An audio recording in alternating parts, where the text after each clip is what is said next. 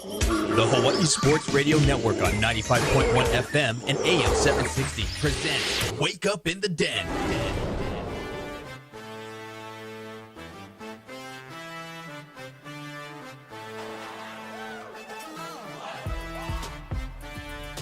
Good morning, beautiful people. It's Wake Up in the Den alongside Paul Brecht. I'm Kule Agbayani. Welcome to the show. We apologize for the plethora of commercials just then, as to be expected, and as we warned you guys about. Apologize for any technical difficulties that will happen throughout the next month or so as we get ready to move. I do know that there were some menehune in our studio over the weekend, so there were some buttons that were moved around, and yeah, it's what happens. And to be fair, the menehune, I believe, were trying to do their best to help us in the transition and maybe try to get some configurations to make sure we move accordingly to the new studio. But unfortunately, it kind of messed Paul and I up here this morning because one of our buttons thingies that usually work, it did not work, and that's why, yeah. So welcome to live radio, folks. And again, thank you for bearing with us during this transition, and I hope we didn't lose too many of you for the time being from listening to all those commercials. But we are live now on Hawaii Sports Radio Network and, of course, our YouTube channel. And on cue, first thing this morning, our friend Caesar is back on the live chat. So hello, Caesar. Yeah, it's been listening and watching the show, but yeah, we'll get with... I'm glancing over Caesar's comments already, and I swear there's two things that say Kalani Satake in there. So that's how this morning's going to go. No, but we got a lot to get into today. We'll get to some University of Hawai'i football news in terms of new commitments that Hawaii received and potentially some additional breaking news. Want to say happy birthday to linebackers coach and associate head coach Chris Brown. Happy birthday, CB! Woo! 25. Let's go. I love the age of 25, man. I swear that guy, that's what it looks like. I know. You guys are like peers now, Paul. He's 25. That's what you're saying, apparently. Yeah, so, but yes. And then we'll get into some UH women's and men's basketball, men's volleyball, a lot of stuff. If you guys didn't see our YouTube channel and you weren't able to be at the stand on Friday, and you maybe on our YouTube channel, you can check out the full highlights courtesy of our Michael Escaro, and there's a bunch of stuff on there. A lot of people viewed it, so we appreciate all of you guys that look out for our volleyball content. I also have the recording of my interview with Rich Hill that we did last week. That's up on our YouTube channel along with streaming live right now as well, so be sure you guys like and subscribe. Get into some NFL chat and all kinds of stuff. Mike McCarthy apparently is available. I saw that driving into the studio. Yeah, that, hey, the next Bears coach. No, please. I will be unalive if that happens to happen. But I guess maybe that explains why they declined the Bears interviewing him.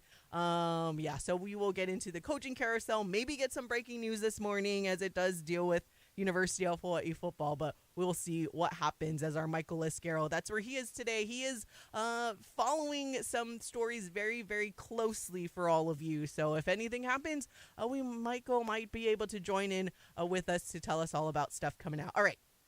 I want to get you some UH news just real quick because there's a lot going on.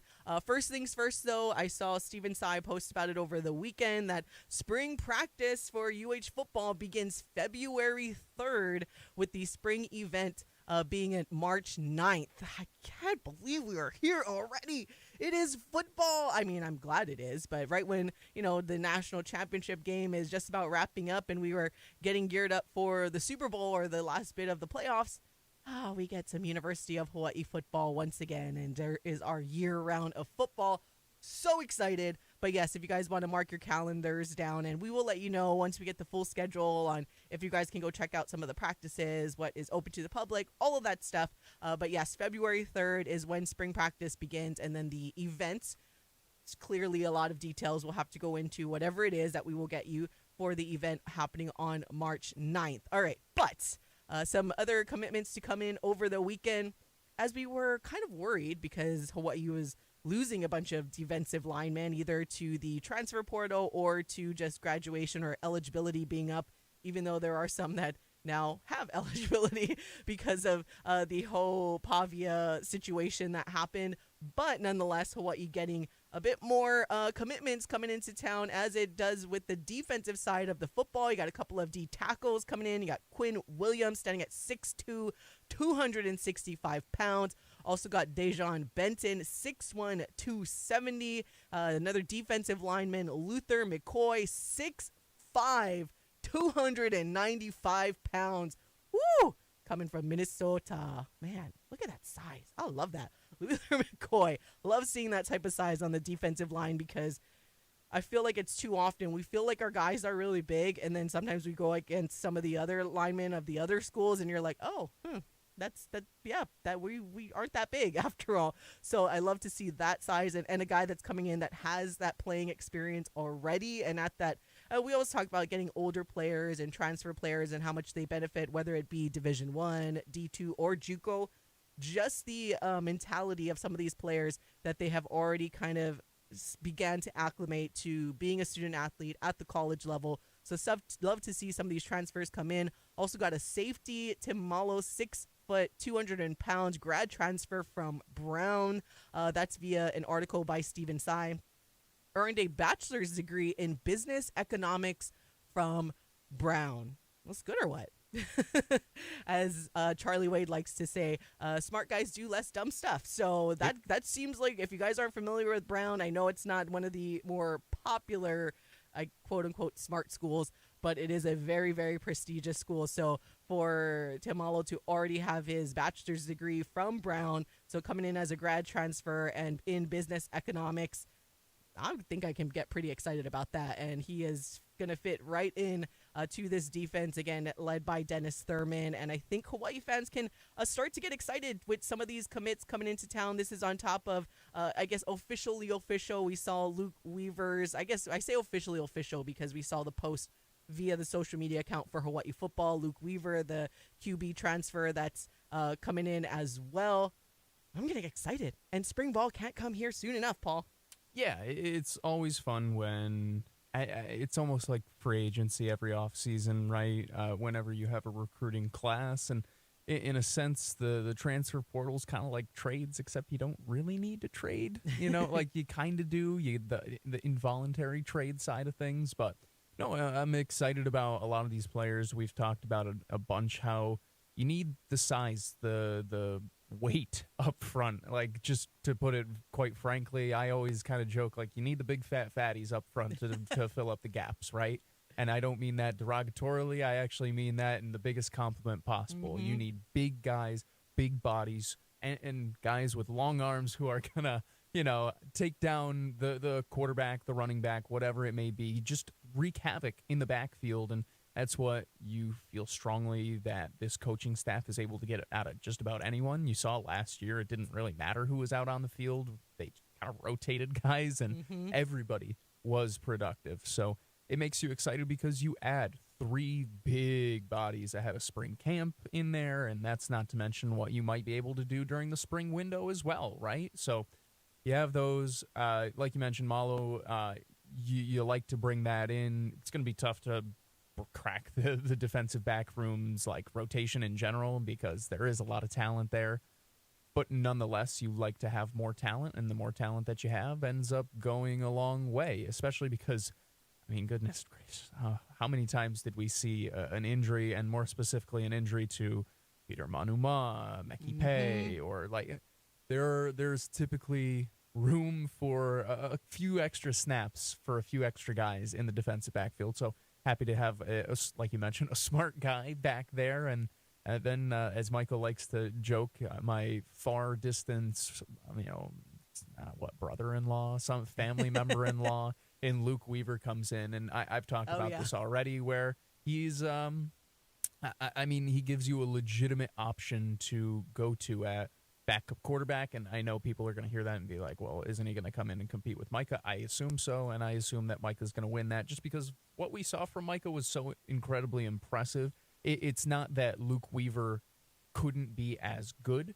It is that it's hard for me to see him being better, and Micah already has the roots kind of firmly entrenched, firmly established. And we've seen now with Braden Shager, and what I assume we'll see with Micah Alihado, is that Timmy Chang is pretty loyal to his guy. Once he gives you the reins to the offense, it's going to take a lot to take him away. So Micah still needs to earn the job, but nonetheless, should Micah not be able to earn the job, or should Micah go down with an injury, this gives you a legitimate guy that you can go to in the quarterback room and feel pretty confident about winning games against pretty much anybody in the Mountain West that you're going to play against. Yeah, I'd also like to see and curious if this gets figured out during spring ball. I mean, huge, when we talk about defensive side, huge shoes to fill when it comes to trying to replace Cam Stone. So that's kind of going to be important for this defense. But February 3rd, again, is when spring practice starts with the spring events for football on March 9th. And we'll get you all the details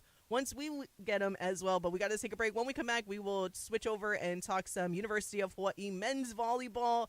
Had a close one on Friday, but we're able to grind it out against Harvard in 5. So we'll be right back on the Hawaii Sports Radio Network.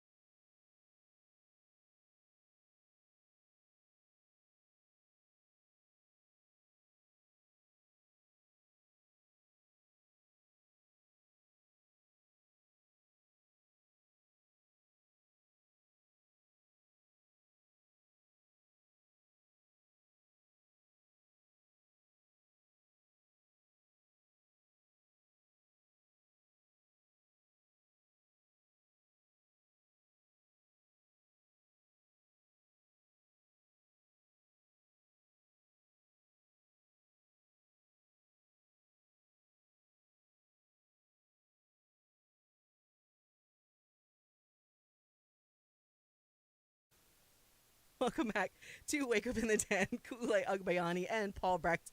Again, still can't figure out our music situation and everything like that. So we are still trying to work through it. Apologies, it doesn't have the bells and whistles to sort of speak with our music coming back in and our rejoin stuff. So we hope we can still be entertained. Maybe we won't get the same type of dance moves and whatnot that you usually get because we have nothing going on here as we try to figure it out. So bear with us. Anyways, welcome back to Wake Up in the Den on the Hawaii Sports Radio Network. You guys can text us at 808-888-KG1. That's 808-888 5481 if you guys want to get into the conversation and comment on our YouTube live stream as we see the return of Caesar from Maui. Happy New Year again to you, Caesar, because he hasn't been here a while. We kind of noticed we weren't there in your presence, although Felipe Hernandez was kind of chiming in and being the one that commented as much as you, Caesar, so you guys had some competition over there. Let's see what Caesar said. Even though I haven't been in the chat for weeks, I've been still listening and watching the show. Thank you very much. Can't believe y'all didn't mention / praise my guy Kalani Sitake's coaching brilliance versus Colorado.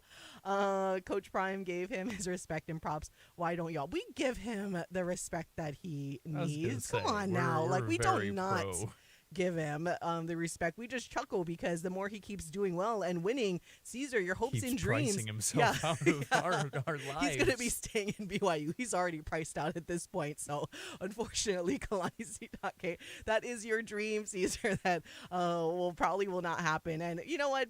Don't worry. Just give it some time. We're gonna have our own success here with our head coach Timmy Chang. We got a good feeling about this coming season. As I mentioned before, usually 3 years is kind of the mark of when the program gets turned around. But considering I feel like Coach Timmy had almost like a year delay because of everything he had to work on in terms of the culture, getting a lot of the alumni back and the donors and just everything like that, all the transfers that went out. It was a little bit more of an uphill battle for our head coach Timmy Chang. So year 4, here we go, you guys. Year 4, this is where it is, and that's everybody got to be on the positive train and support our UH football team. But I want to go to a team that has been having a lot of successes. As we know, the University of Hawai'i men's volleyball team got a little bit of a scare there on Friday, and right now we'll just kind of recap the game itself. Coming up in hour number 2, we will let you guys hear the extensive post game from Coach Wade and a couple of the players. But just looking it out here, Hawaii battling it out and coming from behind in that 5th set, but able to beat Harvard in 5, 25-17, 25-27, 25. Oh, wait, that score's flipped. I was like, that would mean it's 1-3. Sorry. I was reading this box score right here. I guess 25-15, 25-21, 14 or 16-14. Excuse me. I apologize. Got there eventually. Yeah. If you look at the official box score, it has Hawaii 25, and that would have meant we swept if we won it in the first 3 sets. So apologies for that confusion. But no, 1-5, and it was nice to see some of the bench guys go in there. We sung the praises of one of the freshmen in Ofek Hazan, but he was not. They were without the services on Friday with him, so that was kind of a change. Had a little bit of a scare with Eleu Choi. Oh my gosh, I felt like this auntie over here was like just totally, I got my wind knocked out of me just like Eleu did when I saw him go down and he didn't get back up and stayed down on the court for an extended amount of time, because of all of like the dives and everything he does, even going over seats and everything, he's always like bouncing back up. And for Eleu Choi to kind of remain down for just a second, got a little bit of a scare, and that was like right in front of me as well. And it was just flashbacks to like when we saw Spiros Hakas go down, right? And everyone went quiet. Fortunately, he's okay. He got back up. He played the rest of the game. So as they mentioned, just a little bit of the wind knocked out of him ever so slightly. Adrian War, 14 kills. Christian Tetrisky, 18 kills. Got to shore up a little bit in terms of the errors, but I mean, it was, and then of course, Finn Kearney, just the man from the service line, and that 5th set, whew.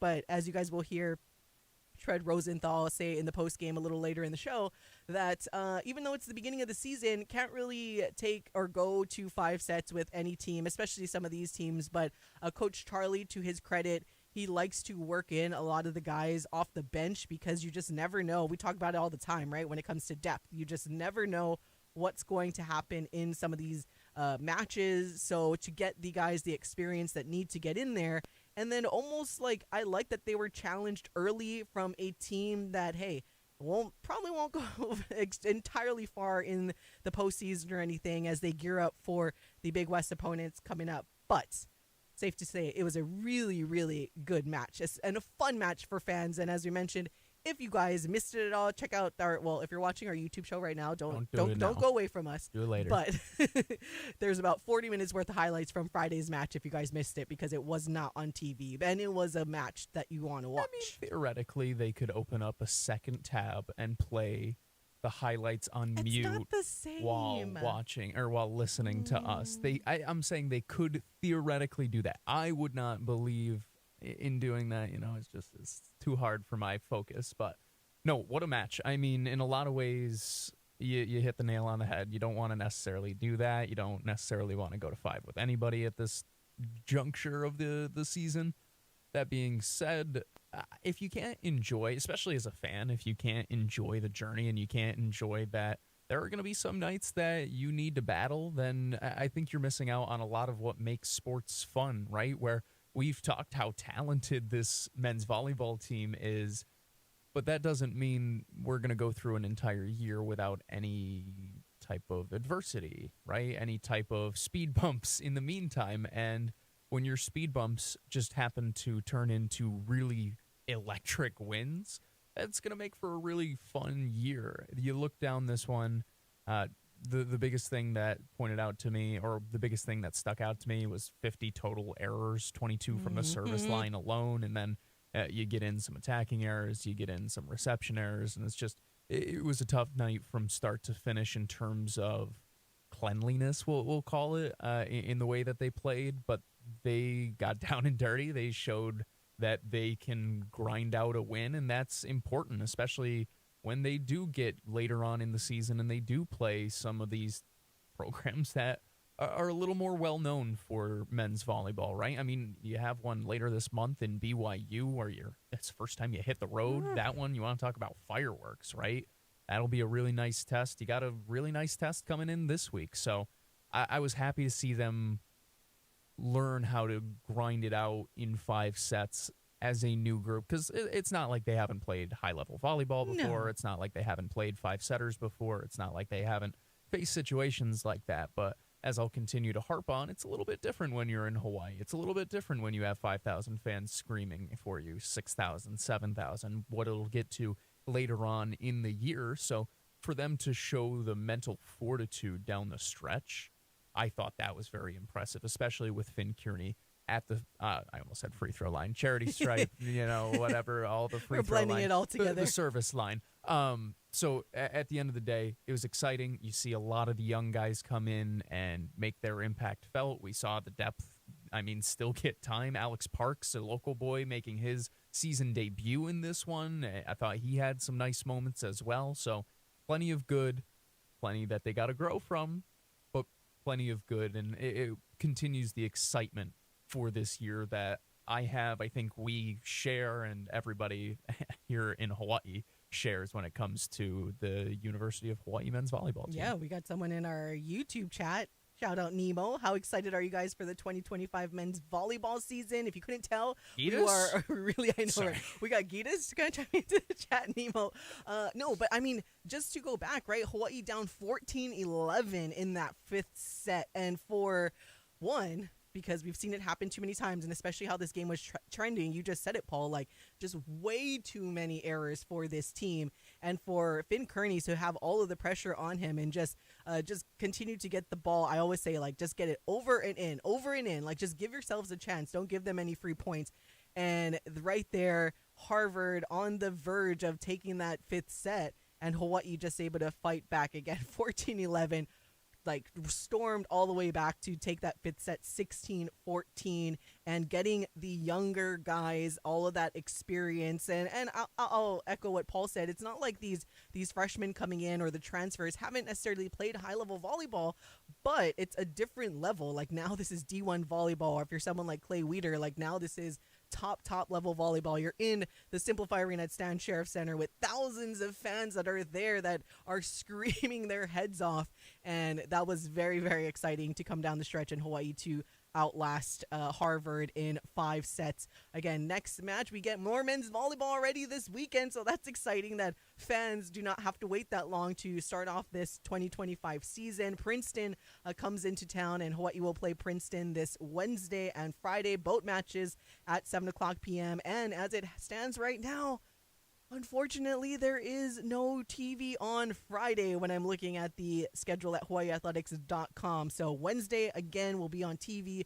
Friday is not on television. We are going to try to effort what we can, but right now we personally have a high school broadcast scheduled that day. So we're trying to figure things out. Luckily, it's the early, middle, or beginning of the week, but we will hopefully figure that out for you guys because we want to give the people what they want. And you guys have showed us that you care way more than we ever thought about men's volleyball. And that video that Mike, actually both, even the game that was on TV, just continuing to watch both highlight videos that Michael Lescaro has put together. So we got to give the people what they want. By the way, I completely smoked my prediction last night.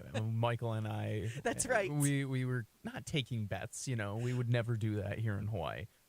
That's okay. No, amongst friends. we were kind of, chatting, joking around. Oh, what time tomorrow should we see the update? Because like Koo said, you beautiful people love men's volleyball and volleyball in general, but specifically men's volleyball. The numbers on our YouTube channel have been certainly flying up. And kind of like I've mentioned in the past, you guys dictate the content that we put out, and this is kind of what we mean, right? Where if you go back, it wasn't necessarily like we weren't at men's volleyball games before, but the content was more specifically just a couple of, press conferences post-game. But Michael, doing a great job for us, has been kind of venturing into the video sphere. And, when we venture into it, we get to see what you guys like and what you gravitate towards. And it has been anything and everything men's volleyball. We made the joke, the gentleman's bet, whatever, about how many views by this morning at 8 a.m. when we kicked off the show. And for whatever reason, I was up late last night. The prediction that I had put in last night had already been surpassed by 2 a.m. So you guys love it. I love that you guys love it. And we're going to continue to produce it as best we can for you guys. I know, Paul. We might have to slowly start switching over to men's volleyball propaganda instead of our basketball propaganda. But right on cue. We are going to switch back to our basketball propaganda. Going to take a break. When we come back, we will recap the women's women's basketball game, and the ladies now looking a lot better, bouncing back from that opening season loss at home, and now we are trying to turn the corner again. So we will talk about that when we come back on the Hawaii Sports Radio Network.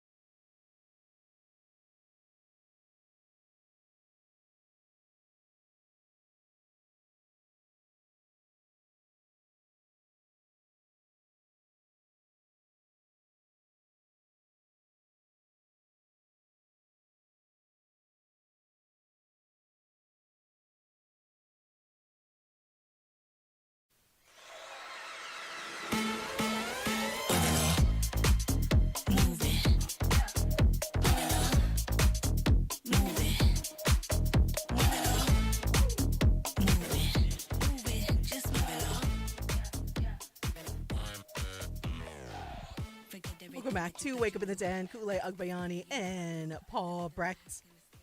All right, we figured out a workaround, so at least we get some music and we get to have some dancing for now as we were trying to figure this out. Again, it's kind of a work in progress as we get geared up and for our move over to the other studio. Like I mentioned, hopefully we won't have to take a break at all from our live shows, or our live YouTube shows, but we will see what happens. And who knows, maybe when we move into our new studio, it'll be configured in a way that maybe we can do even more in different camera angles. So we look forward to all of this stuff for you guys, and hopefully you guys are following along. As shout out to everyone who's been commenting.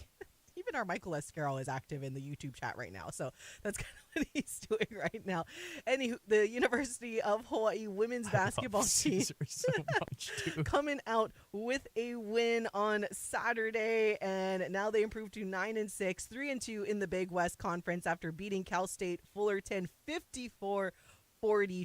And what a win for the Rainbow Wahine. Again, and they pretty much just took it over and never looked back. I mean, you look at that second quarter, even the third quarter, but we talked about this last week, right, Paul? Or not last week, but leading up to just kind of the slump that it felt like the UH women's team had, is a lot of times we were wondering where their defense was, and you know what? This time around, came out a little slow. Again, that first quarter was kind of brutal to watch. A bunch of turnovers, and then Cal State Fullerton, that first quarter, Cal State Fullerton took it 6-4. Like, what the heck is going on in this game? Basketball was played. Whew.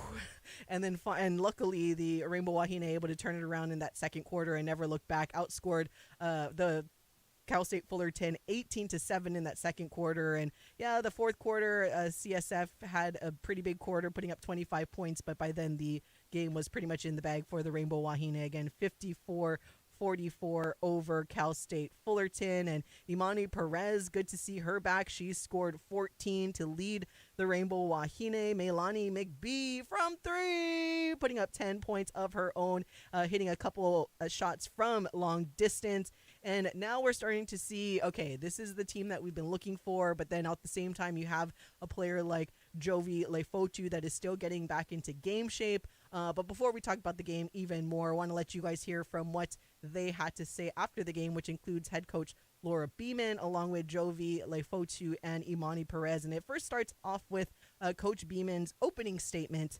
in the postgame. Yeah, nice to be home. Nice to get 2 wins. We're still trying to find footing with just, the injuries and, trying to figure out just kind of rotations. So not a very pretty game, particularly that fourth quarter. Giving up 25 points is really not acceptable for our defense.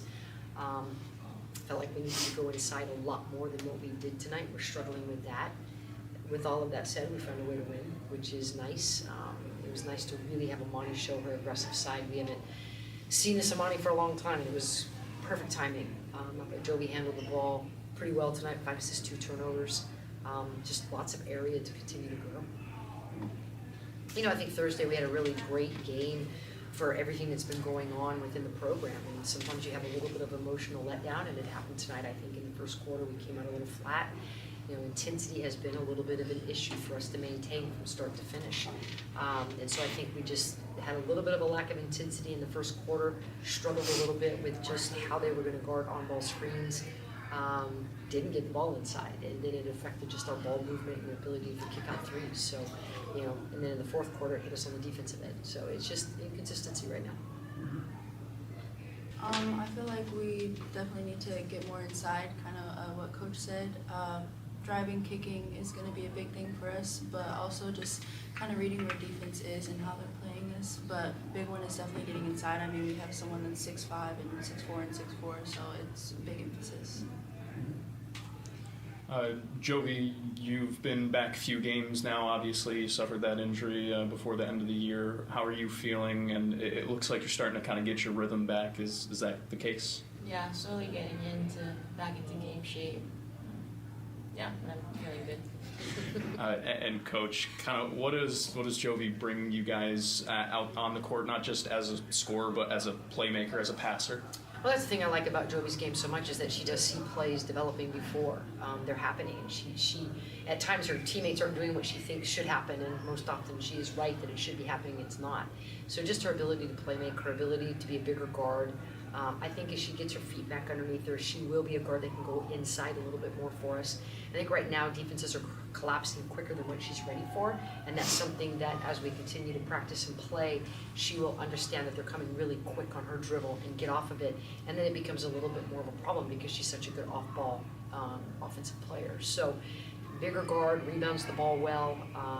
It's just game shape, getting back in there and understanding pace. It's not just about your lungs and your heart when you get in shape. It's about seeing the game. That'll come for her very quickly.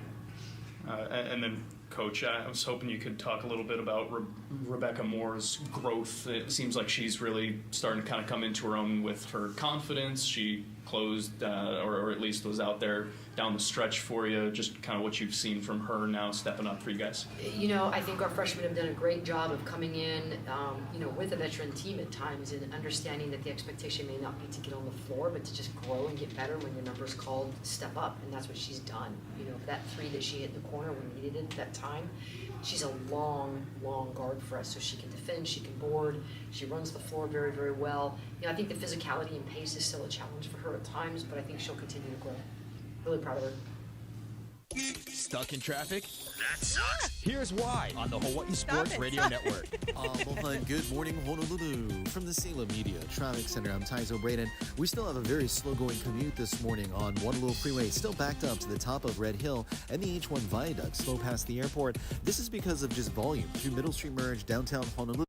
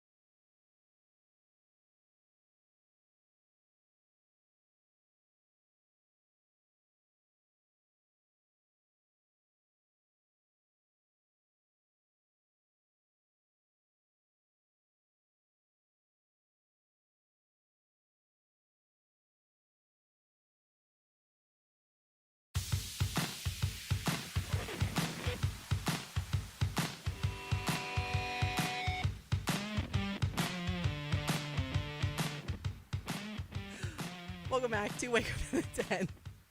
Kule Agbayani and Paul Brecht. Again, sorry that we meant to come back from the post-game comments from women's basketball following Cal State Fullerton with head coach Laura Beeman and Imani Perez and Jovile Fotu.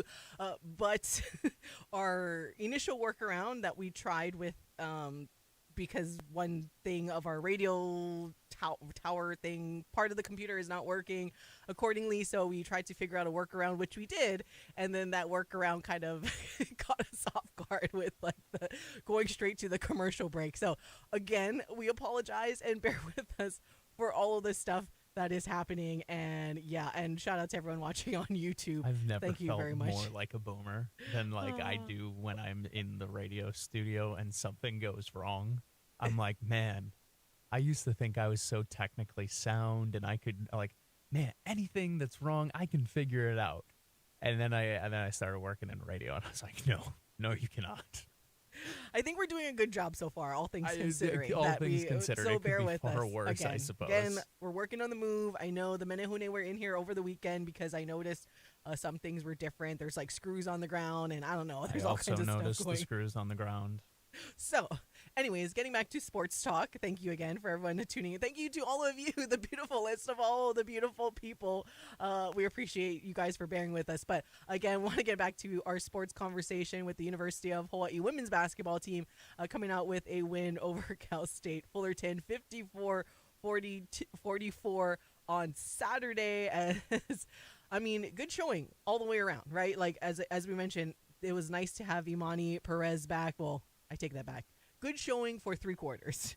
First quarter, it was a wash. Thankfully, they were able to figure things out and turn it around, because that would, like how Paul kind of joked about, there was basketball that was played in that first quarter, but both sides, and to Fullerton's credit, I mean, they were very, very feisty on defense. So I want to give them a lot of credit, where it kind of felt like very aggressive, where for the Rainbow Wahine, it was almost like a little shock to begin. So usually they do start off a little slow, but I think because Fullerton was just so overly aggressive, and credit to them and the way that they're coached, that it did kind of mess with the Rainbow Wahine a little bit, but able to calm down, get a good second quarter, and then the rest of the game was history. But a lot of credit to Fullerton, just how they came out. You could tell that the Rainbow Wahine were a little like, whoa, what's going on? Like, they are just playing a lot tighter than most teams have played them so far. So I thought it was a good test, and luckily they were able to figure things out. We have Melanie McBee continuing to take her shots, and like we mentioned, Imani Perez just having a really good game on Saturday. It's what you need to see more from Imani, to be honest. And it also goes back to what a conversation you and I had a couple of weeks ago about Melani getting more opportunities from behind the arc. There's a game where she only takes 1 shot. That's, I mean, unacceptable. And it's something else that you heard in the post game before we went to the involuntary commercial break. It's something that now they need to figure out as well with their posts, right? They only had 4 combined shots between Brooklyn Roars and Retoria Tamilo. By far a season low. That can't happen, right? When we talk so much about the size advantage that the Rainbow Wahine have, and that's great. It hasn't necessarily manifested in them being a fantastic rebounding team, though they did rebound pretty well in this one, and it makes it 2 games in a row now that it has been kind of that case.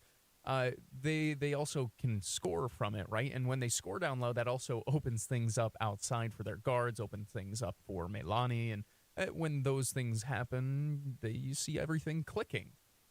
That's not where they are right now, and I'll push back a little bit against you. I would almost say that it was like 2.5 good quarters even, because like that fourth quarter was rough. Yeah.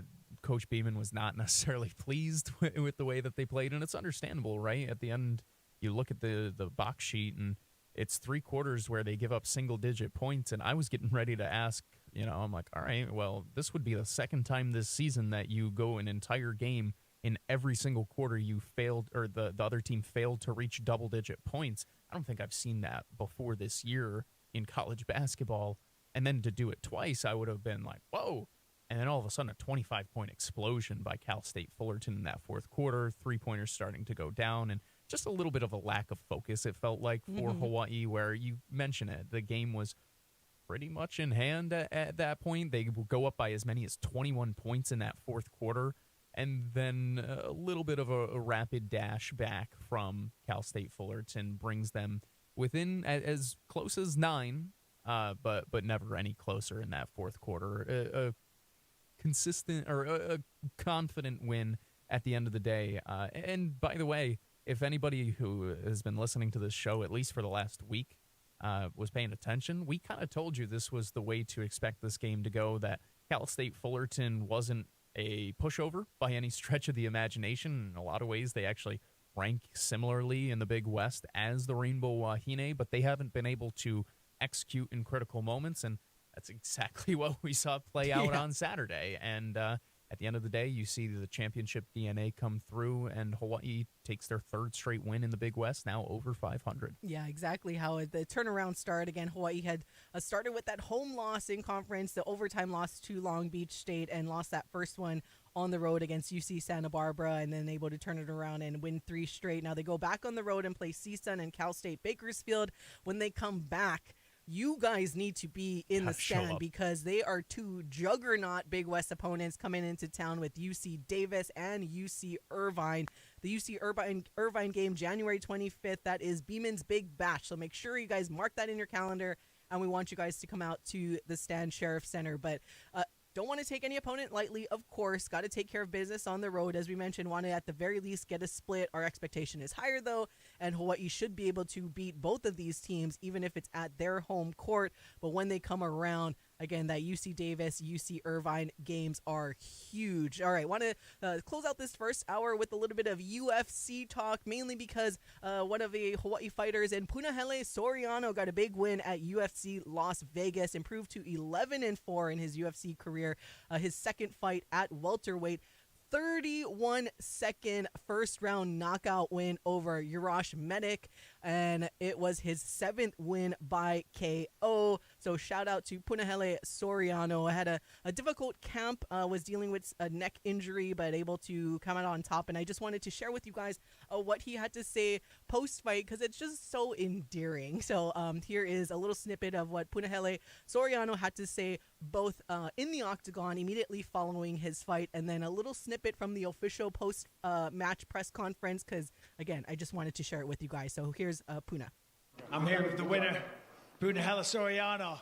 Incredible. You spoke this week about finding your killer instinct. You went out there, and all it took you was 31 seconds. An unbelievable knockout. Yeah, sorry, a little emotional. A lot of adversity this camp. Big surprise, we didn't tell anyone, but me and my wife are pregnant after a little girl. And, it was a tough one. Oh, that's beautiful. Congratulations. Obviously, we didn't get to see much of it, but what was the game plan coming in here? Because Urash Medic, he's a tough guy. Yeah, I was trying not to get hit with that uppercut he finished the last dude with. So, actually, I was planning on wrestling him, but that happened. Yeah, well, it certainly did happen. Surprised him more than anybody. Talk to me about 2025, because obviously you got off to a cracking start, 31 seconds, a great knockout. How many times you want to fight this year? And also walk us through your handiwork there as well. Yeah, we were working this all camp. That body shot actually kind of hurt. But no, I'm so happy that happened. That was pretty nice. I don't know what's next. The baby's due in like mid-June. I don't know if I want to sneak one more in before or after. I just want to love my wife. I've been away from her the whole camp, and I just want to spend some time with her.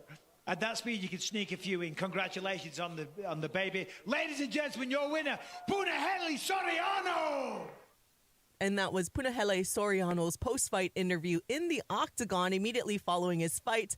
But I also wanted to share with you a little snippet from the official press conference, and just with Puna elaborating on his plans after this win. Are you going to try and squeeze one in? Like, is that what you're feeling like today, or are you still you want to get your neck checked out and see what's up with that before making any decisions? Yeah, hard to say. I mean, a high like this, you want to jump back in right away. But I think my wife, over anything, deserves a week of just me and her spending time together, maybe a little getaway. I spent so much time away for her in camp while she had to be pregnant, like alone, you know, like a terrible father.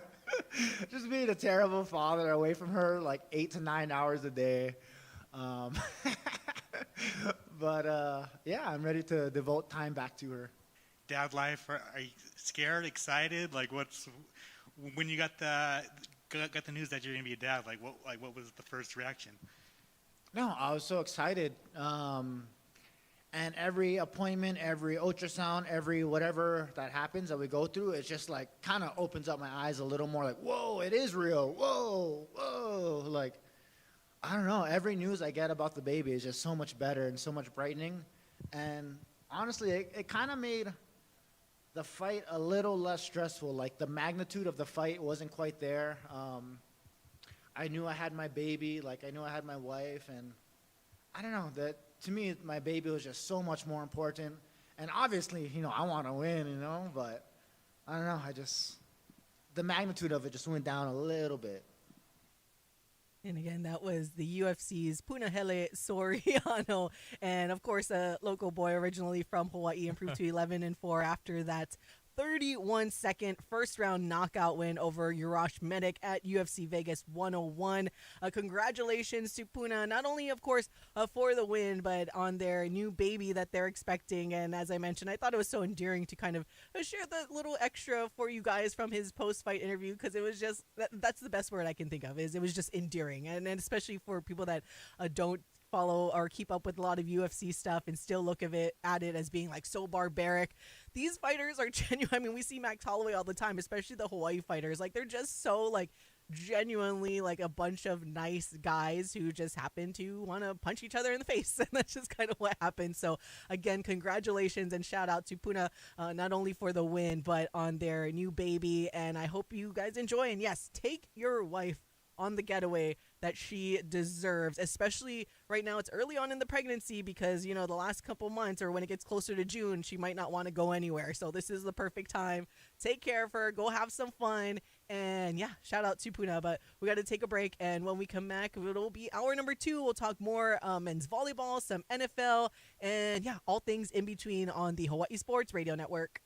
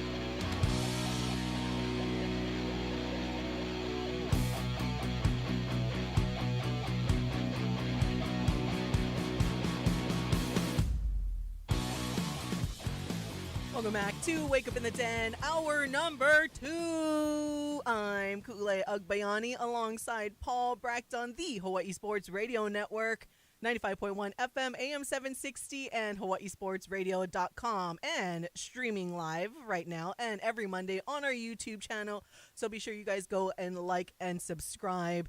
Whoa. And as we were talking about earlier, you guys love the men's volleyball content because we jumped up exponentially on our subscribers. We're over 700. Woo! Whoa. That's a big jump from last night. Yeah. So I just looked down, 702 subscribers. So mahalo and shout out to everyone for watching as you are right now or watching any of our content. And a little later today, well, on the show, we'll let you hear the post game from Friday's match when Hawaii came back on Harvard for men's volleyball. And then a little later or immediately after the show, you guys can watch the full press conference as well. So a lot, but we want to get into some football first as we'll talk more men's volleyball and some UH men's basketball, of course, especially coming up a little later, and more football as we know. Our Michael Lescaro. I tried to say that Michael was working on some breaking news, and that's why he wasn't in the studio this morning. But he is getting probably very nervous today because, as Paul and I like to joke, our football season in terms of NFL, we're like, what is that, playoffs? But Michael Lescaro got a big game today happening for his team. I would also be super nervous. So, and as we know, playing out there in Arizona because the game had to be relocated due to the air quality caused by all of the fires happening in Los Angeles. And again, we want to make sure we send all of our aloha, and as they recover from this, it's very a deja vu to what people in Lahaina had to experience as well. But and just sending good vibes. I think this is a good PSA, again, as we always like to say, because people want to jump to all of these conclusions and already start to find the blame. It's like, let's blame everyone first before we actually get a chance to be compassionate to everybody and what they're experiencing. So that's all that we ask in the PSA, just to be compassionate during this time and let people just continue to send more positive energy than blaming, and it's everybody else's fault. So let the people be able to at least, they're going to grieve, and everyone just be compassionate during this time. And just to everybody, just go out and be kind. It's not that hard. So no. Sending good vibes into the world.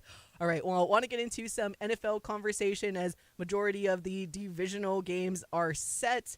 So the Saturday's games will be the Houston Texans going over to the Kansas City Chiefs. Again, Chiefs getting that first round bye with the number 1 overall seed in the AFC. That will be Saturday at 11:30 a.m. And then the afternoon game will be the NFC number 1 team in the Detroit Lions hosting the Washington Commanders. As we mentioned earlier, man, the Commanders getting the opposite treatment of the doink than the Chicago Bears do. As they hit a bank shot. It doinked in. Did you call bank? No, I called game. I was just shocked that it even doinked. I mean, it was a relatively close field goal in terms of NFL terms, right? But the Commanders getting the doink in to beat the Buccaneers in Tampa Bay 23-20.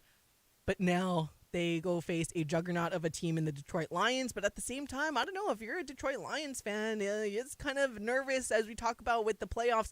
A lot of it comes down to coaching. And when you have, Dan Campbell and his squad with the Detroit Lions, but then you also have Dan Quinn, Cliff Kingsbury on the other side with the Commanders, including the talented Jaden Daniels. But we know who is really responsible with the success of Jaden Daniels, and that is Marcus Mariota. Hey, yo, that's what we're saying, and we are sticking to it. No, but in all seriousness, I do think Marcus has added kind of just that extra support that I'm sure a rookie quarterback in Jaden Daniels can look out for, right? Because Marcus isn't someone, he's a team player and a good veteran guy where you're not, playing a rookie coming in doesn't have to worry about any, tension. When you have a veteran, sometimes they're always trying to get that starting spot. And I feel like Marcus has, by all accounts, been just that model teammate in the quarterback room for a young QB in Jaden Daniels. But it'll be a fun game. On the flip side, Eagles, thank you very much, as to be expected, beat the Green Bay Packers. Bye-bye. And so there you have it, folks. The Green Bay Packers this season have won the same amount of Super Bowls as the Chicago Bears, and that's all that matters when we talk about Mike McCarthy being out in Dallas and how he was only able to win one Super Bowl with Aaron Rodgers. It's glorious. Every time the Packers come away with another season without a Super Bowl, I get it. All the jokes there with, Aaron Rodgers at his time owning the Chicago Bears, fine. But at the end of the season and at the end of the day, it's about winning Super Bowls. And Green Bay hasn't won one again. So we are good as Chicago Bears fans. Bills, as much as Paul and I joked on Friday that it would have been funny for both of us if the Bills got upset, it would have been a huge upset being at Denver or against Denver. But Buffalo took care of business 31-7. Ravens also took care of business 28-14 over the Steelers. And as we mentioned, Houston 32-12 over the Los Angeles Chargers. So just one game left today, 3:00 p.m. between the Vikings and the Rams. Minnesota is your 2.5-point favorite. The LA Rams, your designated home team. But again, the game moved to Arizona. And it's going to be exciting, but what a weekend. And like I said, I still can't go back to that Commanders game where it's like the Commanders get the doink to lift them over the Buccaneers. If it was the Bears, it would have doinked out and it would have gone to overtime and then the Bears would have lost. That's just how it plays out. But I'll Commanders... do you one further. If it was the Jets, it would doink off the upright into the arms of one of the other players and we would kick six that into a walk-off for the win. All right? So, yeah, no, like you mentioned, I mean, the cardiac commanders, the clutch commanders, whatever you want to call them, it seems like when it comes down to the final moments of the game, they're pulling from that same dark magic pool that the Kansas City Chiefs are pulling from at this point. And it's a lot of fun. You make a lot of really good points. It's nice to have a guy like Marcus in the room for Jaden Daniels. It makes the transition to the NFL a lot easier, especially considering Marcus's experience as a top draft pick. Marcus went in the top 3 of a draft, and I think he actually went number 2, right? Just like Jaden. So almost have that exact same experience, right? And he comes in, he's able to kind of help him throughout this year, and you've seen. And I don't want to give Marcus all the credit, obviously. Yeah. Jaden's got to go out there and play. Jaden's got to do all those things, but he has done that, and I'm sure it has been made a lot easier with the people around him, and that goes into our conversation about coaching with Dan Quinn, with Cliff Kingsbury, and all these guys around him who make him better. It's important for young quarterbacks to have good infrastructure around them. If they don't, then it makes it really, really hard to be successful. I mean, and I hate to do it, but you look at the Bears this year, and it's hard for Caleb Williams, and Caleb Williams still had a great year by Chicago Bears quarterback standards. I think it's a top 5 season of all time in terms of production. But he didn't necessarily have the coaching around him. He didn't have the head coach. He didn't have the offensive coordinator. He had some of the weapons. He doesn't have the offensive line necessarily that you'd like to give him. And those type of things are important. It's a big reason why you see Jaden Daniels be successful now. Didn't think it was very surprising. Honestly, the most surprising thing about the Ravens-Steelers game was the fact that it wasn't bigger in terms of the final score and final margin. I thought the Ravens were going to run away with it the way that it started. So I suppose a nice job by Pittsburgh to fight through the very end there. Green Bay takes the cake. They are the official who did they beat champions of 2024-2025. Made the playoffs, had a great year in the regular season, but unfortunately, when it came down to it, it didn't seem like they could beat good teams. That was the issue from the start of the year, the middle of the year, the end of the year, and now in the playoffs. And like you mentioned, another year that Green Bay ends up ringless. Oh, so sorry, guys. Sorry, not sorry. And then, am I missing anything? Oh, the Tampa Bay game, right? Oh, no, I talked about that with the Washington. I think that's pretty much everything in terms of... The Texans game. That one was the biggest surprise of the weekend in terms of... the Texans kicking the snot out of the Chargers. I mean, I expected a lot more competitive of a game, and it's tough when you have a quarterback who throws 4 interceptions, and not all 4 on Justin Herbert, but nonetheless, just a tough outing and a tough finish to what otherwise has been a really fun year for a lot of Chargers fans, I'm sure. So excited to see what their future holds in year 2 of Harbaugh and in year 2 of building what looks to be a pretty fundamentally sound foundation. But outside of that, I mean, the Texans, seems the rumors of their demise were greatly exaggerated, because that defense is unbelievable. And the offense, I think a lot of people have been a little too hard on C.J. Stroud this year. Has this year been his rookie year? No. Has Bryce Young been a ton better this year, which makes it a little bit harder on Stroud when he's not having a great sophomore season? Absolutely. But I do think it is important that we point out that he has had consistent weapons go down. You have Stephon Diggs tear his ACL. You have the horrific injury, unfortunately, for Tank Dell, who unfortunately was hurt even before that, right? Nico Collins missed almost 2 months of action. So there have been plenty of issues in that offense, and nonetheless, they did their job. They made it to the postseason. And I remind people, this is a team that a lot of pundits kind of thought would challenge the Chiefs going into this year in the AFC. Like, they were the ones that people were looking at, not the Bills, not the Ravens, whatever, but the Texans were the ones that a lot of people were looking at. Like, is this the team that is about to give Patrick Mahomes and the Chiefs a run for their money? And, I mean, I definitely looked at the Texans that way as well. I mean, I had high hopes beginning of the season, and then, it kind of, like you mentioned it, just the injury bug. But on the flip side, even though the Houston Texans, like the final score again, 32-12 over the Chargers, want to make sure we give a shout out to Kaimi Fairbairn, 3 for 3 from field goals with a long 41 yards, 3 for 3 extra points, putting up 12 points with his legs. So just shout out, because the game could have been closer if you missed it. Yeah.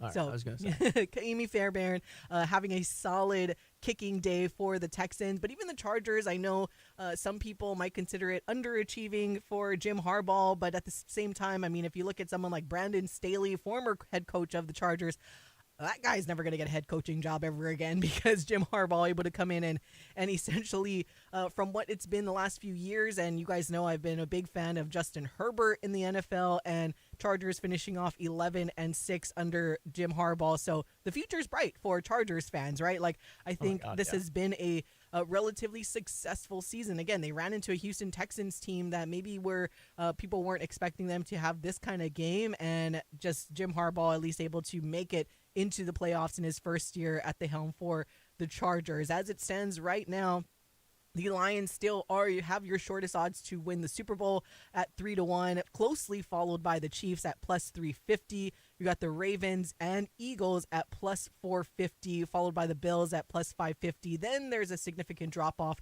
to the Vikings at 16-1. The Commanders 25-1. Michael Escaro's Los Angeles Rams 35-1, and the longest shot is the Houston Texans at 50-1 to win it on. I'm like, if you guys want to have a little fun over there, our friend in Vegas, talking a little bit about the coaching situation. We mentioned Mike McCarthy is out in Dallas. We had a texter text in that they see Mike Zimmer, the defensive coordinator for the Cowboys, being elevated to head coach. I mean, that's not completely unheard of. I don't know if it'll happen, but I think it's a interesting thought process. It absolutely is interesting. And also, I think Zimmer was out here for the Poly Bowl either last year or 2 years ago, if I remember correctly. If not him, then another former Vikings coach was out here. Either way, it's an interesting proposal. I would be very anti that if I'm a Cowboys fan. I hate that idea, actually, if I'm a Cowboys fan. But that's just because I think there are some pretty good coaching candidates out there on the market. And Zimmer's good. I think you can get better. And this year for the Cowboys, I would probably want to just kind of wash it all. Like, if you're letting McCarthy walk, you probably just want to wash it all away. It's just so hard in Dallas. Like, Jerry Jones, like, Cowboys just cannot, they won't be successful until Jerry Jones decides to stop being general manager. Like, it's unfortunate. Like, I know there's a ton of Dallas Cowboys fans over here in Hawaii and all across the country, really. The most popular franchise and richest franchise in the entire world. But it's just Jerry Jones just likes to meddle a little too much. But we'll see what happens and who the new head coach will be. More importantly, Chicago, please do not steer me wrong and hire Mike McCarthy. Ben Johnson is number one. I saw rumors about Marcus Freeman potentially being a candidate for the job. Please don't do that. Not with Ben Johnson there. I feel about Ben Johnson the way I felt about Caleb Williams in the draft, right? Like, all the signs point to this guy is the best candidate for the opening. You don't know what's going to happen. You don't. But if you totally just don't decide to take the clear and obvious best candidate for the job and you try to get cute and go in another direction and then it doesn't work out, then it's just like the fandom will just be even more, I guess, angry. Where if you take the best candidate and then it doesn't work out, then you know what? It didn't work out, right? Like, okay, but Ben Johnson is by far the best candidate for, yes, I know I'm not like a professional person at doing this. They get paid to make all these decisions, but the proof is there. And so far, a lot of times when I'm like, Chicago, don't do this, and they go in that direction, I want to say that I've been pretty spot on and right. So I feel like the powers that be like decide to not go in the direction of Ben Johnson, we will lose it. And as much as I do love Marcus Freeman, I'm going to cheer for him. I'm cheering for Notre Dame in the national championship game. But this one success or a few successful seasons at Notre Dame, NFL is a whole different game. We've seen multiple times where successful college coaches do not transition entirely well into the NFL. When you got a guy that has been coaching as a coordinator as an offensive coordinator, which you need for someone like Caleb Williams and the Bears offense that needs to be injected with something, you need a guy like Ben Johnson. I think I texted you guys too. I was like, oh, I totally did not realize, or I forgot that Vic Fangio was a defensive coordinator in Philadelphia. And now it makes all the sense in the world because Vic Fangio has been my most recent favorite defensive coordinator that was in Chicago before he got hired to be the head coach at Denver. Again, coordinator position or coordinator not working out as a head coach, but continues to prove that he is a really good defensive coordinator. So in an ideal world, we'd get Ben Johnson as the head coach and Vic Fangio will come back to Chicago and be the defensive coordinator. That would be my dream. Clearly, the Bears will never give me my dream that I want. But again, a girl can dream. A girl can dream. Unfortunately, Tom Brady's going to crush your dreams, and for some reason, Ben Johnson's going to choose Las Vegas. I don't get it. I don't get it, but it feels like it just feels like he shouldn't be entertaining them, and he is, and that is concerning. But I have a proposition for you. Just take Kalani Sitake. Oh, yeah. There you go. Our friend Caesar in the chat is very adamant about the Bears taking Kalani Sitake or the Jets. Yeah, and you know what? The funny thing is, actually, he said that, and I'm like, hell yeah. Hell yeah. Sign me up. At this point, what's he going to do? Not make the playoffs? Oh, no. He's only every other head coach that I've watched for the last 16 years. Oh, no. At least I'd be able to like my head coach the same way. Like, it'd be the same thing as Robert Saleh, right? If he doesn't work out, at the very least, I like Robert Saleh as a human being. I like Kalani Sitake as a human being. So, you know what? Whatever. If he works out as a coach, great. But if not, what's going to happen? We're going to lose more? Oh, no. Oh, it's the Jets. Sorry. Tom Brady. Ben Johnson. Avid watcher of the show. Just go Stay to away Chicago. from Ben Johnson. Tom. I'm talking to you, Tom. Directly. Stay away. Las Vegas, stay away from Ben Johnson. But I know the Detroit Lions have to finish it out. Still got a big time team coming in. The Washington Commanders being sneaky good. Detroit, your 8.5 point early favorite. Again, that game is on Saturday along with the Texans Chiefs game. Chiefs, the 7.5 point favorite over Houston. Sunday, you got the Ravens and Bills game that is going to be that is, and no surprise there. The Ravens are actually your 1 point favorite as it stands right now in Buffalo, and I can imagine this game is just going to be back and forth. Total set surprisingly low, in my opinion, at 51.5. The highest total so far is that Commanders-Lions game at 55.5. And then, of course, the Eagles await the Vikings and Rams winner. That game also will be on Sunday. That'll be our first game on Sunday at 10 a.m. Woo! We can go on and on and on again about the NFL. Well, goodness step aside, when we come back, we will switch it up and go back to some University of Hawai'i men's basketball conversation and give you our thoughts on, the road sweep that the Rainbow Warriors had over the weekend. When we come back on the Hawaii Sports Radio Network.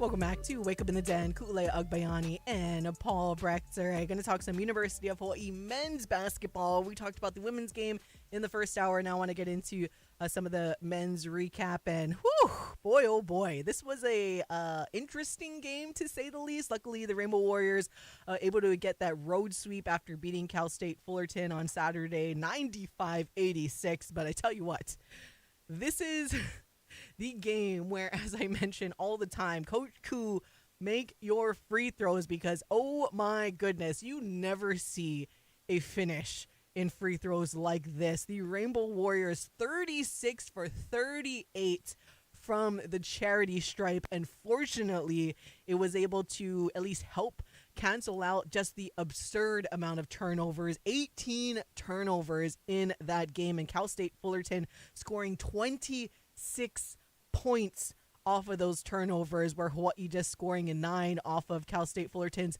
7 turnovers. So that was just a frustrating, ugly game to kind of watch. But fortunately, Hawaii, again, making a significant amount of their free throws, and essentially what helped to keep them in the game, because you cannot turn the ball over that many times. And as I mentioned, a lot of times it gets frustrating because when you watch these games, many of these turnovers are like unforced, like they're preventable turnovers. You're essentially giving the ball away to the other team and not actually letting them work to try to garner their steals and force these turnovers from you. But Gidas Namiksha, unfortunately, he had the most turnovers with 5, but also was able to have the most points with putting up 20 to lead the Rainbow Warriors. And following closely behind, though, Tanner Christensen with 19 points of his own. Tom Beatty also coming alive with 16 points. Akira Jacobs scoring 14 off the bench and getting 30 minutes of action off the bench. And I love what we are starting to see from Akira, making 2 shots from long distance, and he is just starting to get more confident, right? We talk about the size that Akira Jacobs has, and now it feels like he's starting to utilize that size. I mean, he's starting to drive to the basket and get his shots, because we know that he can shoot from long distance. But I'm just liking what I see, and again, he's taking it from coast to coast. We're seeing now the last few games, and just because he is so much like bigger than a lot of the opponents, that I'm glad that he's starting to feel that confidence, because this is what we need, that Hawaii needs. We have someone like your Marcus Green. We're slowly starting to see it from Aaron Hunkin-Clater and of course Gidas Namiksha. And by no way, of course, Gidas is small, but they drive to the basket and try to find these shots. You need a guy like Akira that has the size now, that, I mean, if you're the opposing team on defense and you're seeing like this guy with all of this length just come for the basket, when he takes it to the hoop, like you can see the other team is just kind of like, all right, well, go ahead. Like, you're just going to score on top of us. So I love what we're starting to see from Akira Jacobs, just getting more confidence back. And if that confidence stays, that is just a significant addition and an additional threat that this Rainbow Warriors team has. Again, like we said, Aaron Hunkin-Clater being able to put in 7 points off the bench and being able to come in and, as we've said before, just kind of bring this calming presence when he leads the offense. But at the same time, when we thought like Tom Beatty wasn't really doing much, then he has a big game. And I'm just loving what we've seen from this Rainbow Warriors squad in terms of depth, and need to clean up those turnovers, because when you're going to face the upper echelon of these teams, need to play cleaner basketball and take care of the basketball. But fortunately, in this game, they were able to make up for it by making, again, 36 to 38 for the free throws. If they shot a normal free throw game, we could be looking at a very, very different ending. But Hawaii 95-86 over Cal State Fullerton, the free throw game. And to me, even though he didn't lead in scoring, but I just am so impressed by what we were seeing from Akira Jacobs, especially from this game. Yeah, I mean, I've tweeted it out a few times now, where the biggest thing in Akira's way is honestly himself a lot of times, where it doesn't seem like he believes in himself as much as other people do at times, where it's like, I wish I could put my confidence in Akira into his head. Yeah. Because I sit here or and like I'm Marcus's like, confidence, right? This is a guy who needs to shoot 10 times, 12 times a game.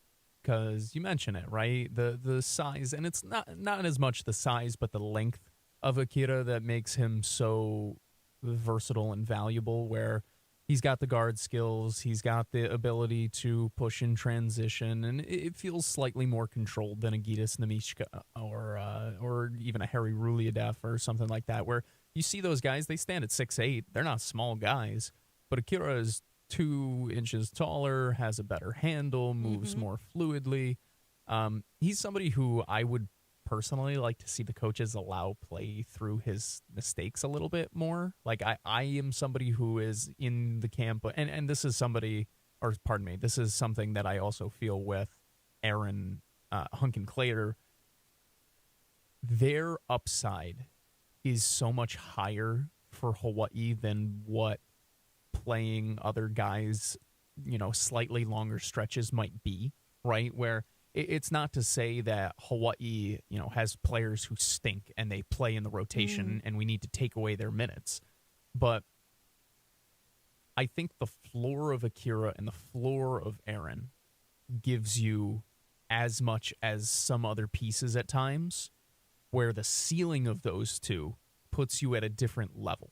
And if you allow them to kind of play through the mistakes, you allow them to get a little bit more time, I think you see more things like this, right? And this is also a little bit unfair of me to say, because I'll say this, Cal State Fullerton stinks, okay? This is unfortunately a team who has not won a Big West game quite yet. This is a team that has struggled immensely against Division I competition this year, and just one that, in general, isn't very good, right? That's why those turnovers killed me, because this team is not good. Like, you can't lose to this team. At the end of the day, it is encouraging that when you don't have your best product, you're able to find ways to win. That's important. It's important for a conference that is going to be incredibly stacked on top of each other, week over week. It's important that you're able to find ways to win, especially when you're on the road, right? That's something else where we can talk about how bad and, oh, no, this is a team who has really struggled and they might pull a Cal Poly from last year and not win a conference game type thing. Yeah, but also you're going to have some games that they're really darn close. And especially when you're on the road, you have to take care of business. Especially, we talked about it when they split their first road or their first home stand. I mean, you needed to sweep this one. That's exactly what they do. And now they come home and have another important 2-game stretch against a really good CSUN team who has been giving a lot of people a lot of trouble. And then Bakersfield, who, you can never count them out from any type of game. So you have to come home, continue to win. But a nice job by the Rainbow Warriors to take care of business on the road. And they do it on the backs of their front court, and they do it on the backs of some free throw shooting, which is not necessarily what we've been used to saying this season. But it feels good, and it warms my Coach Koo heart to see, and that was overachieving. Like, my expectation is never that high for any team to only miss 2 free throws, especially when you're taking 38 free throws. But hey, they were able to make them and make sure to keep themselves in this game, because as we mentioned, like Cal State Fullerton, even though it was on the road, like this was not, Riverside would have been the game that I thought like could have gone either way. But this Fullerton team, Hawaii, is by far, if you guys watched it, they are the better team. So Hawaii able to sweep on the road, kind of balancing off that split that they had at home when they lost to UC Santa Barbara, and now they come back home to play CSUN and Cal State Bakersfield. And as we mentioned with the women's game, when the men go on their next road trip, the team that we love to hate in the Big West basketball, that they play UC Irvine on January 25th. But more importantly, taking care of business at home. Again, at least they need to win these, protect home court. I forget, like our texter had texted in, like, you always got to protect home court. So for sure, Thursday and Saturday, 7:00 p.m. at the Stan Sheriff Center. And you guys can also watch it on Spectrum Sports. But we hope to see you guys out there, of course. But we got to take a break. When we come back, we will get it back into more men's volleyball and let you hear the post game following Hawaii's 5-set win over Harvard on Friday night. So don't go anywhere. We'll be right back on the Hawaii Sports Radio Network.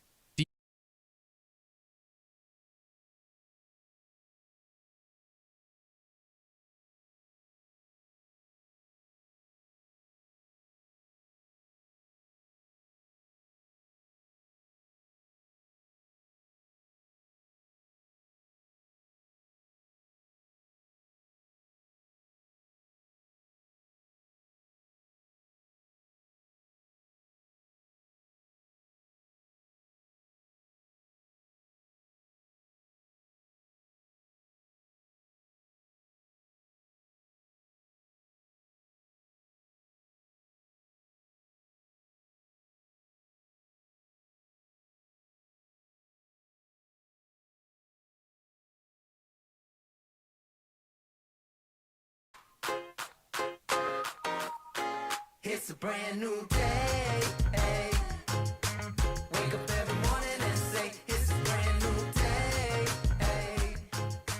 Take a good day. Welcome back to all of you, the beautifulest of all the beautiful people. It's Wake Up in the Den alongside Paul Brecht, a.k.a. DJ Paulie B. I'm Ku'ule Agbayani. Mahalo for tuning in this and every weekday morning from 8 to 10 on the Hawaii Sports Radio Network, 95.1 FM, AM 760, hawaiisportsradio.com. And every Monday, like right now, streaming on our YouTube channel. Be sure you guys like and subscribe.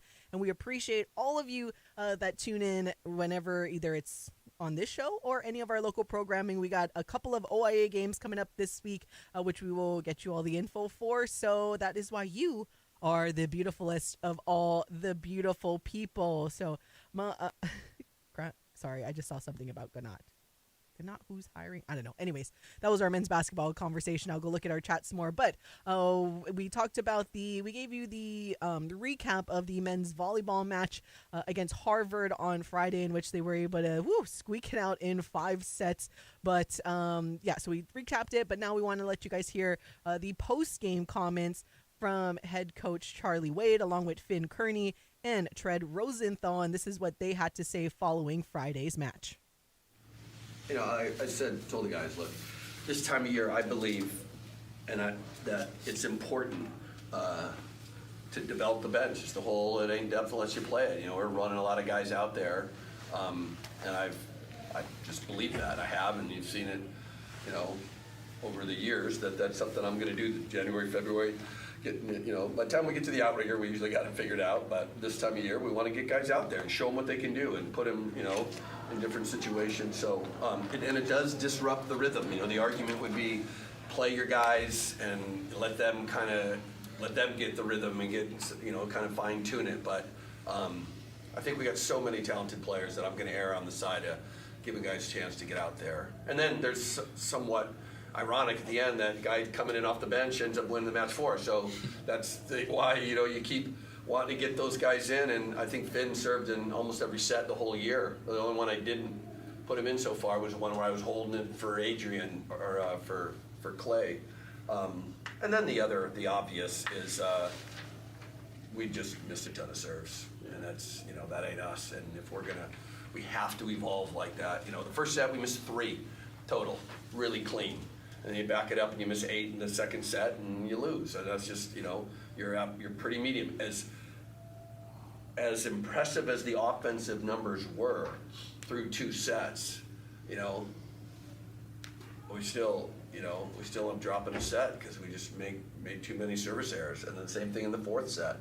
You know, come out, we dial it back a little in the 3rd in terms of the errors and win. And then the 4th set, again, super high error. I think 7 hitting errors and probably another 8 hitting or serving errors. And you're not going to beat any good team like that. And, you know, I think Harvard deserves a ton of credit, too. They played really well. They received really well and kind of in system. The Slovenian kid they rolled out on the left who got it at the end on Wednesday had a really nice night for him, both receiving and attacking. And it's a veteran team, you know, like you said. They're not coming out here without them thinking they have a chance to win. And they played pretty composed, and it was a fun match. I mean, obviously it's beneficial, especially early in the year. We can get that feeling under us of having a panic and then be able to fight out of it. And I think it helps, but I think, you know, this early in the season we shouldn't be going to 5 with anyone. And we got to do better during the earlier sets to stay locked in and stay with our game plan. I mean, yeah, it's nerve-wracking for sure, but we put ourselves in a bad situation, and it felt needed to just, you know, go in, keep that ball, and be deliberate with the serve, just do my job right, and the rest of my teammates took care of the rest of their stuff, and it ended up being just a solid run for us. Everyone contributed, and, you know, we all just did our parts and worked out. Finn, that stretch right at the end there on a night that it was tough at the service line kind of for everybody else. What is it that you lean back on in the back of your head to kind of stay confident at the service line, especially in moments like that? That's a funny question. My answer to that is club volleyball. I mean, where I came from, there's my team, there's a lot of those situations where maybe it's not the best team across the net, but we're still going extra sets with them, and got to be ready for that moment. I had a lot of experience doing that. So I just relied back on that, knew that I'd been there before, it's just a bigger stage. So. Coach, Alex Parks got some extended run in that second set. What are your thoughts on him just coming in there? Seems to have an efficient game at the middle blocker spot. Yeah, AP's another guy. He's been in the program 3 years, just a great guy, and they like to reward, his time and effort in the practice gym, and just his overall character, and how he represents us every day. And again, with one guy down, thought it was an opportunity to run him out there. Yeah, he went 2-0-3, hit 600 in the limited time, had one block in there, and those are, again, it's valuable time, and heaven forbid somebody farther up the depth chart gets hurt or sick and suddenly you got to rely on a guy, then they're just a little more comfortable if and when you need to put them in the game in a more meaningful time. Tread, you had a lot of hitters that you were sending to today. I think Clay kind of got some rest and he came back in. Is it a little bit hard trying to get hitters and getting back in that rhythm? And was there any adjustments you had to make in the match towards the ending of the sets? There are adjustments, but Charlie did a great job of getting me with all 4 pins during the fall and during the week even. And I've been practicing with them, and they're all pretty deliberate guys. They all go up, jump high, hit hard, and it's pretty easy to set them all when they get it done like that. You always expect the best out of your team, and when you don't get it, it's surprising. But I'm happy with a lot of aspects of our game, and I know we have to go back in the gym and be focused, be deliberate, and get back to our play style that we're used to being in, and just avoiding the dumb stuff that got us there. We had a lot of serving errors, a lot of late balls that just drop, tips, serves. So yeah, we just got to get back in the practice gym and clean up all of those stuff. For the players, how do you guys kind of balance the adrenaline of that comeback late? You get the crowd back into it, they get roaring, but obviously you still need to stay locked in, stay focused, and finish out what was an impressive comeback to close it out. How do you stay kind of even-keeled and balanced with everybody starting to get excited? I think the crowd just develops something that you feel. In general, it's not really something you're looking at it, thinking about. It's just they create the energy for you, so it's kind of just right there with you. It's nice to have. Yeah, I've said it once, I've said it again. I think we have the best fans in the world, and I'm very glad that they all stayed with us through that long game to give us the energy that we needed late. And it was kind of hard seeing it let you go down, but once you got back, it was all just okay, we're good. Let's go back to playing volleyball, and let's just not make a lot of errors. Let's get back in this game and just play our game. And that was the UH men's volleyball post game following their 5-set win over Harvard on Friday with head coach Charlie Wade along with Finn Kearney and Tread Rosenthal. And as they kind of mentioned, it's just a brutal game in terms of errors for Hawaii. But as Coach Charlie said, it was nice to be able to work in a lot of guys into this type of match and get them not just so prepared for in the future, right? We'd always talk about how they have some big games coming up, and as we mentioned, in a couple of weeks after this week when they play Princeton, then they go on the road to play BYU. So nice to see some of the other players go in. Again, a little bit of a scare with Eleu Choi, but fortunately he seems to be all but okay and need to make sure they play cleaner, especially from the service line. 22 service errors. Ugh, brutal. But able, and as we mentioned, Finn Kearney at the end in that 5th set, luckily he served just fine down the stretch. Again, Hawaii being down 14-11 in that 5th set against Harvard and able to storm all the way back to take it 16-14. Your set scores 25-17, 27-25, 25-15, 25-21, and then that 16-14 for the Rainbow Warriors. Woo! And now this week, we get more men's volleyball. Later on today, you guys, or later on this morning, actually, coming up at the top of the hour, you guys can go back and watch the post-game press conference if you want. It'll be available on our YouTube channel, along with all of the highlight videos that Michael Liscaro has put up for all of the men's volleyball fans out there. So be sure you like and subscribe so you guys can keep up with all of the stuff coming up. Again, Wednesday's game against Princeton is on television. Unfortunately, Friday's game is not on television, and we are figuring out logistically how to see if we can bring you highlights on Friday's match, because we already are scheduled to be at an OIA broadcast, but we have some time to figure that out for you guys, because we try to, as Paul mentioned, we try to give you guys what you want, and you guys are showing us you want more men's volleyball. There's a lot of views, there's a lot of comments, so hopefully we can figure out how to do that for you. But we got to take a break. When we come back, we'll close things out with a little NFL talk and tell you again about some of the broadcasts that we have coming up this week on the Hawaii Sports Radio Network.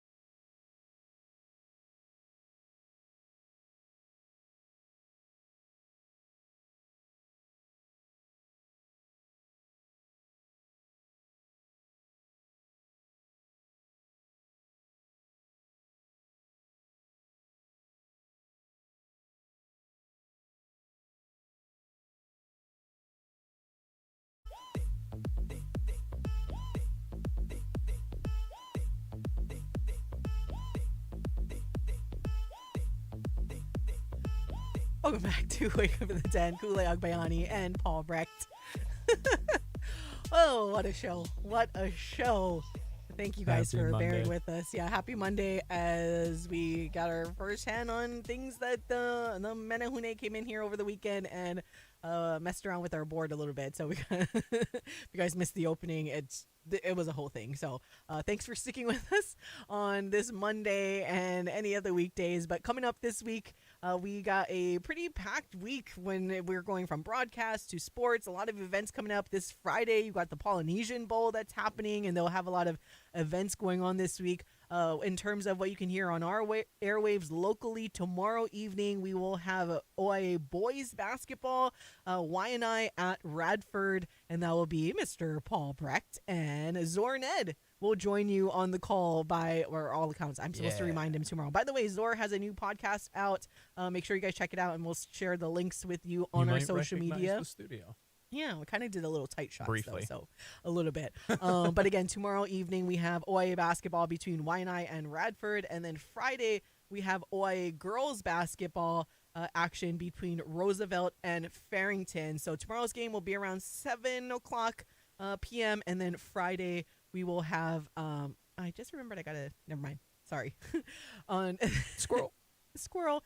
And then Friday we will have Roosevelt and Farrington girls basketball. Again, Friday is the men's volleyball match that will not have TV, so we're trying to figure out with our tiny staff that we have here how to move around the pieces so we can still bring you some girls basketball action, but also bring you some highlights and coverage for men's volleyball on Friday. So be sure you guys, just follow us and we'll keep you guys updated throughout the week. So 2 broadcasts presented by Fun Factory. You can go to hawaiisportsradio.com, click on the OIA Sports tab to see our full schedule that we have coming up for OIA boys and girls basketball. Again, mahalo and shout out to our title sponsor, Fun Factory, along with our other sponsors at Hawaii Pacific Health, Dial Electric Supply, and DSC Hawaii. Also coming up, as we mentioned, we got men's volleyball for UH on Wednesday. Thursday, you got men's basketball here at home, women's basketball on the road. Friday, men's volleyball. Saturday, men's and women's basketball. And woo! There you go. It's like a full slate of stuff that's going on. So a lot to keep up with, and we are just getting started this week. And coming up today, of course, for the closeout of this wild card round for the NFL, the Vikings and Rams in action. Minnesota, your 2.5-point favorite, and the game has been moved, in case anybody missed it, to Arizona. Was supposed to be hosted by the Rams at SoFi Stadium, but now has moved to the stadium in Arizona. And Michael Lescaro says that he is going with his team, I think. I was trying to get his take earlier, but either way, we know he's going to be stressed out. Michael's saying... doing the send the check Michael thing again, you know? Yeah, send the check! Give us your opinion. Michael saying the Vikings scare me. I don't like facing a team that we beat earlier in the season. Our offense has been putrid to end the season. I think the Rams can win every game. You're very optimistic, Michael. I'm like I err on the side of caution when it comes to the Bears. Then Positive the Bears are Paul gonna rubbed off on them. Yeah, the Bears will lose every single game that they play. Luckily, Michael in our YouTube chat reminding me that the Bears are 1-0 in 2025, where the Green Bay Packers are 0-2 in 2025. One of those two losses, and the Bears win was because they played each other. So there you go. 2025 already looking up for the Chicago Bears until Paul had to tell me that the Raiders and Tom Brady were interested in Ben Johnson, and Ben Johnson is also interested in the Raiders job. Trust me, I am frustrated by it too, right? Because here's what I read is, and this is what I've been reading, is that Johnson wasn't even going to take an interview with the Raiders until Brady basically convinced him to. So I'm like, if that was what your thought process was, you should go with that. I mean, go with your gut, right?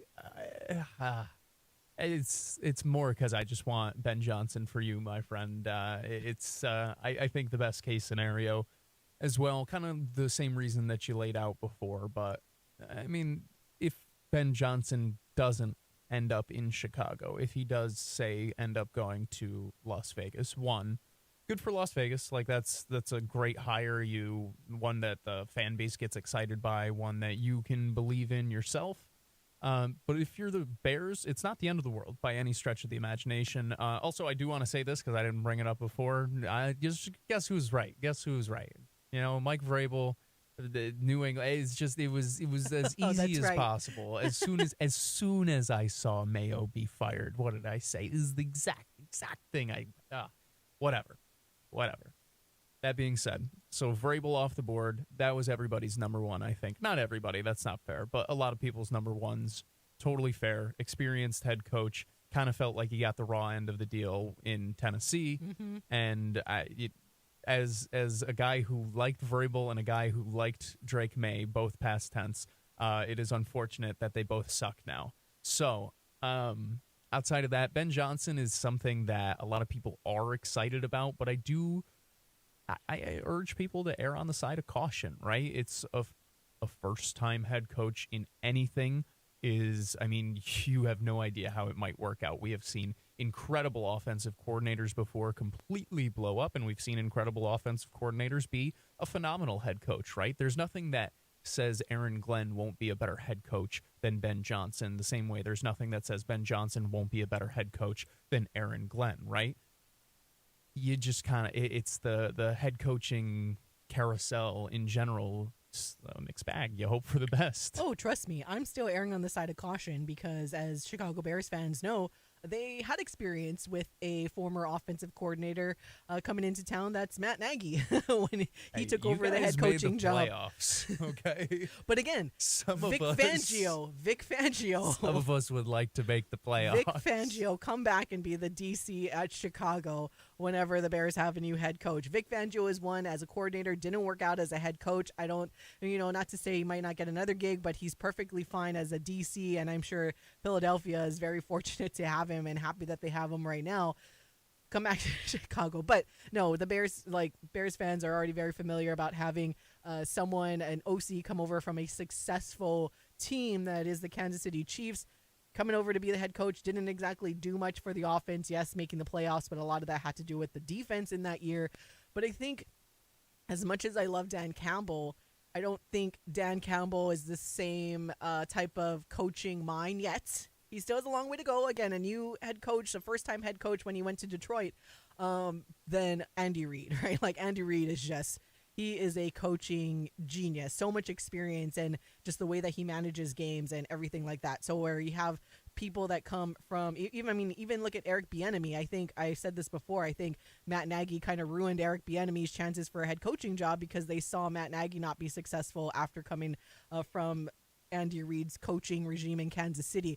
So, but I think Ben Johnson is a little different, where it's like I think they have more to do with the success than anyone that's coaching under Andy Reid, where he just is like a coaching genius at this point. You're welcome, or not you're welcome, but you're lucky, Kansas City, that you have something like that. But it'll be interesting to watch, as you mentioned, Mike Vrabel going over to New England on top of Mike McCarthy not being retained in Dallas. So we will see what happens down the stretch. But just real quick, Paul, what's your prediction for today? You got Vikings or Rams? Just to go against Michael's optimism, I'm going to ride with the former Jet. Come on, Sam Darnold, show me the reason that everybody's going to try and give you a big contract this offseason. I'm going to go with the Rams just for the feeling of wanting to give a good win for LA. So we're going to go with the Rams. Let's go. But for now, we got to go. So for Paul Brecht, I'm Ku'ule Agbayani. Mahalo for listening and watching. It's been Wake Up in the Den. Bye. Home of the Los Angeles